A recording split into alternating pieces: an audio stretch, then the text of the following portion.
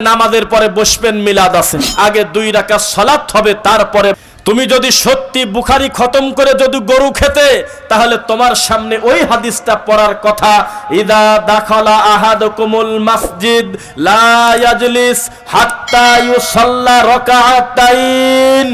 ও পৃথিবীর মানুষ শোনো, যখন তোমরা আল্লাহর ঘরে প্রবেশ করবে আগেই তোমরা বসবে না, আগে 2 রাকাত সালাত হবে, তারপরে বসা। এই হাদিসটা তো একদিন পড়ার কথা। যেই মুফতি বুখারী খতম করে গরু খালো, ওই মুফতির মসজিদে বড় করে লেখা লাল বাতি জ্বলাকালীন সুন্নাতের নিয়ত করবেন না। তাহলে পড়লো কি আর বুঝলো কি? বেদাতি পড়তেছে কুল্লু বেদাতিন দলালা, বারসাদের খুতবা, আর বলতেছে নামাজের পরে বসবেন মিলাদ আছে। ও বলল কি আর পড়লোটা কি? এই বেদাতি পড়ে নাই এ কথা স্বীকার করব না, অবশ্যই পড়েছে। ওই যে ব্রাদার রাহুল ভাইয়ের ব্যাপারে আমি বলেছিলাম, এই সমাজে 1000 আরবিতে জাল হাদিস বলার থেকে মাতৃভাষায় সহিহ হাদিস বলা বেশি মর্যাদার।